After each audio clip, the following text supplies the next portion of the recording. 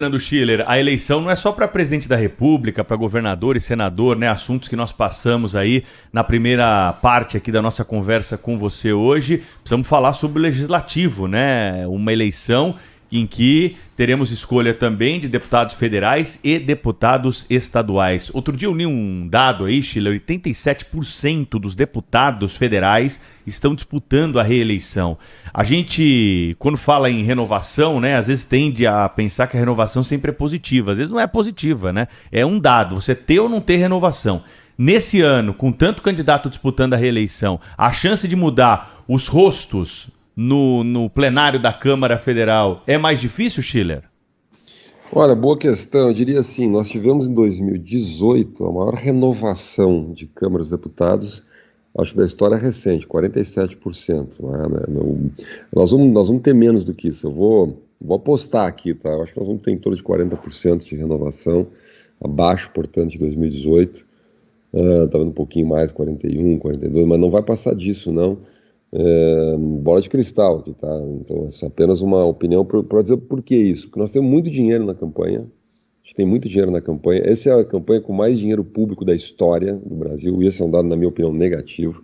Acho que nós não devíamos botar tanto dinheiro público em campanha. Vocês notaram a quantidade de processos que a gente tem, de judicialização da campanha?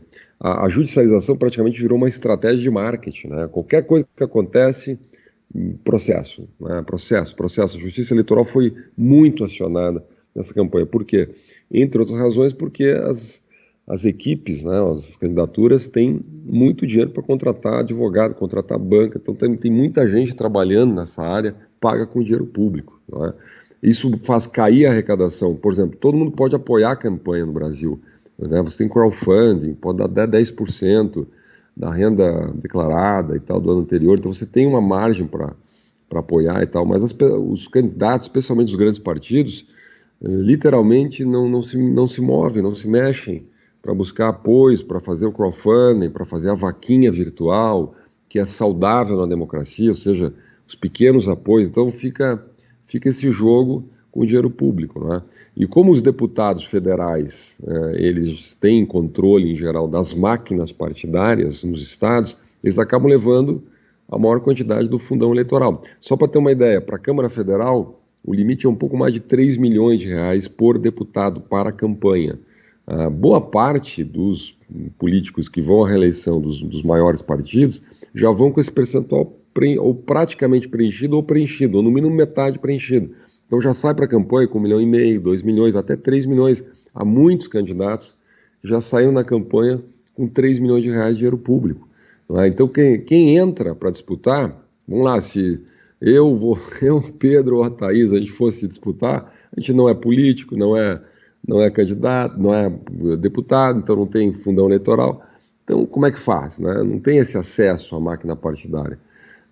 Tem dados muito interessantes, quer dizer, a diferença entre quem tem mandato e quem é novato entrando, é mais de 10%, mais de 10 vezes, né? Diferença em termos de acesso a fundo eleitoral. Se você contar que o deputado ele pode distribuir as emendas individuais, nós estamos falando de 60 milhões no mandato, em torno de 16 milhões, 15, 16 milhões por ano, tá? Isso é execução obrigatória. E ele designa lá emendas de 500 mil, 600 mil para suas bases eleitorais.